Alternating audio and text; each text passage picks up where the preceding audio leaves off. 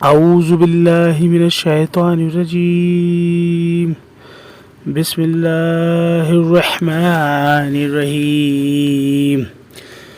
قرآن مجید ترجمہ ہندی آسان، سورہ یاسین نمبر 36 آیت نمبر 1 سے 83۔ سورہ 36 یاسین۔ اعوذ باللہ من الشیطان الرجیم بسم اللہ الرحمن الرحیم۔ شروع اللہ کے نام سے جو بڑا مہربان نہایت رحم والا ہے۔ یاسین، قسم ہے باحکمت تتو گیان پورن قرآن کی، بے شک تم رسولوں میں سے ہو نہایت سیدھے راستے پر، یہ خدائے عزیز پربھتوشالی و رحیم دیاوان کی طرف سے اتارا گیا ہے، تاکہ تم ان لوگوں کو ڈرا دو جن کے اگلوں کو نہیں ڈرایا گیا، پس وہ بے خبر ہیں۔ ان میں سے اکثر لوگ پر بات ثابت ہو چکی ہے تو وہ ایمان نہیں لائیں گے۔ ہم نے ان کی گردنوں میں طوق ڈال دیے ہیں سو وہ ٹھوڑیوں تک ہیں، پس ان کے سر اونچے ہو رہے ہیں۔ اور ہم نے ایک آڑ ان کے سامنے کر دی ہے اور ایک آڑ ان کے پیچھے کر دی، پھر ہم نے انہیں ڈھانک دیا تو انہیں دکھائی نہیں دیتا، اور ان کے لیے یکساں سمان ہے، تم انہیں ڈراؤ یا نہ ڈراؤ، وہ ایمان نہیں لائیں گے۔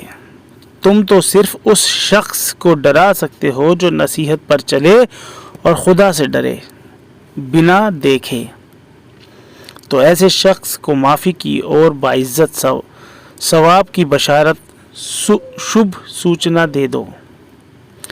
یقیناً ہم مردوں کو زندہ کریں گے، اور ہم لکھ رہے ہیں جو انہوں نے آگے بھیجا اور جو انہوں نے پیچھے چھوڑا، اور ہر چیز ہم نے درج کر لی ہے ایک کھلی کتاب میں۔ اور انہیں بستی والوں کی مثال سناؤ جبکہ ان میں رسول آئے، جبکہ ہم نے ان کے پاس 2 رسول بھیجے تو انہوں نے دونوں کو جھٹلایا، پھر ہم نے تیسرے سے ان کی تائید کی، انہوں نے کہا کہ ہم تمہارے پاس بھیجے گئے ہیں۔ لوگوں نے کہا کہ تم تو ہمارے ہی جیسے بشر انسان ہو اور رحمان نے کوئی چیز نہیں اتاری ہے، تم محض جھوٹ بولتے ہو۔ انہوں نے کہا کہ ہمارا رب جانتا ہے کہ ہم بے شک تمہارے پاس بھیجے گئے ہیں، اور ہمارے ذمے تو صرف واضح طور پر پہنچا دینا ہے۔ لوگوں نے کہا کہ ہم تو تمہیں منحوس سمجھتے ہیں، اگر تم لوگ باز نہ آئے تو ہم تمہیں سنگسار کریں گے اور تمہیں ہماری طرف سے سخت تکلیف پہنچے گی۔ انہوں نے کہا کہ تمہاری نحوست تمہارے ساتھ ہے، کیا اتنی بات پر بھی تمہیں نصیحت کی گئی؟ بلکہ تم حد سے نکل جانے والے لوگ ہو۔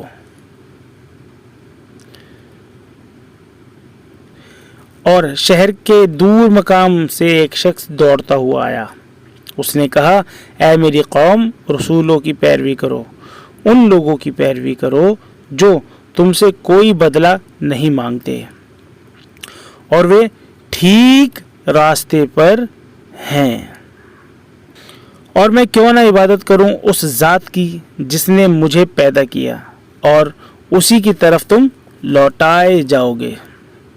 کیا میں اس کے سوا دوسروں کو معبود پوجیہ بناؤں؟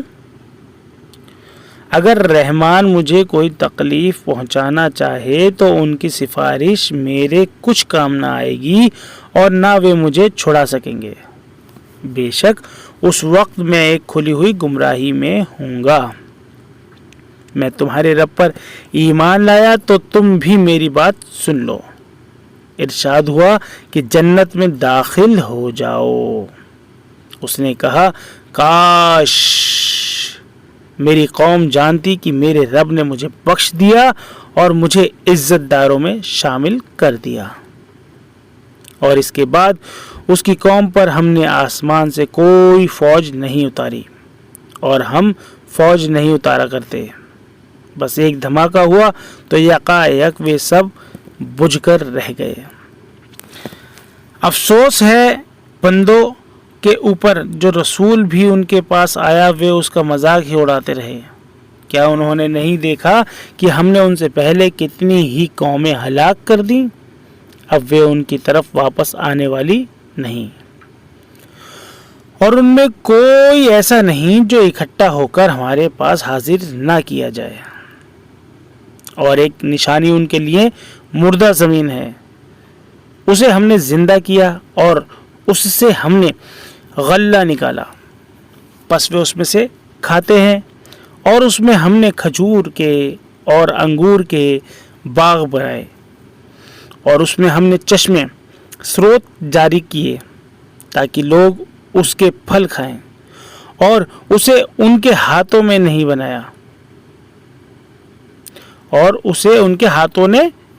بنایا، تو کیا وہ شکر نہیں کرتے؟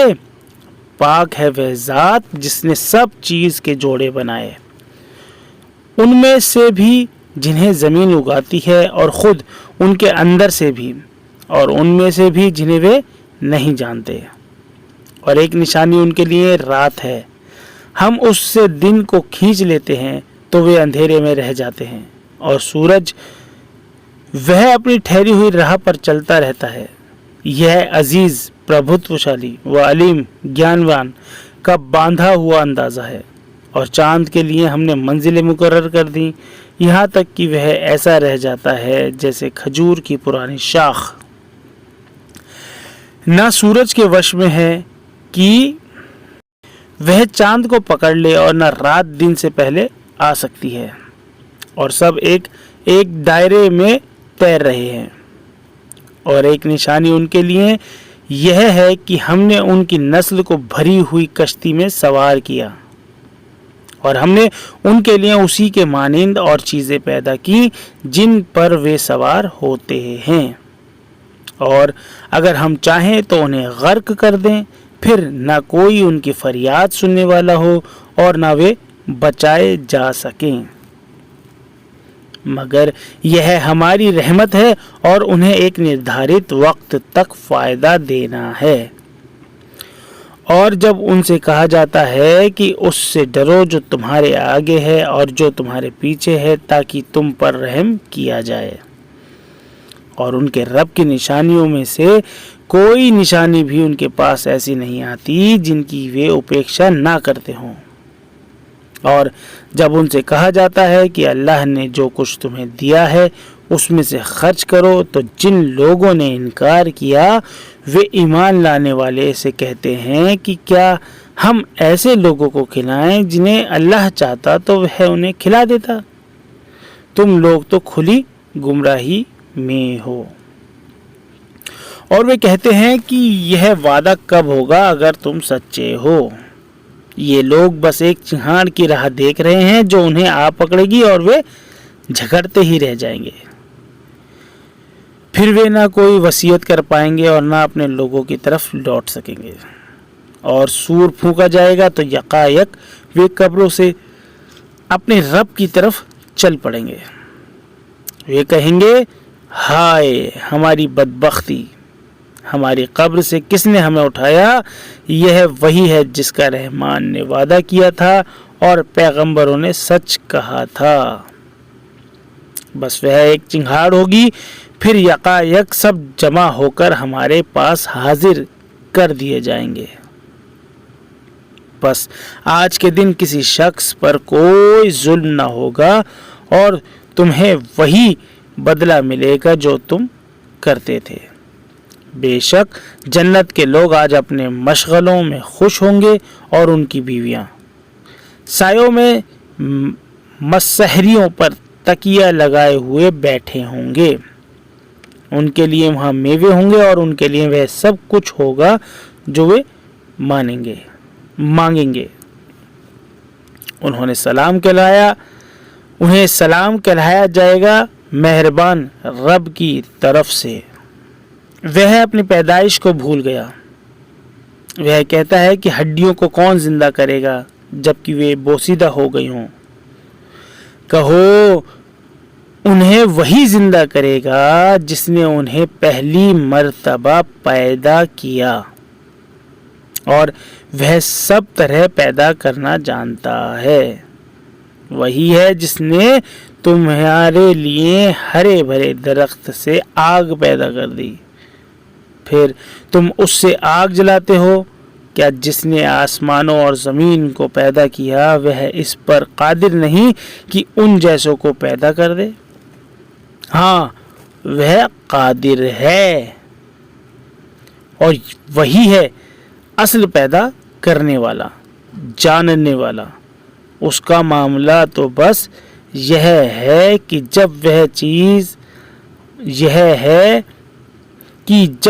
کسی چیز کا ارادہ کرتا ہے تو کہتا ہے کہ ہو جا، تو وہ ہو جاتی ہے۔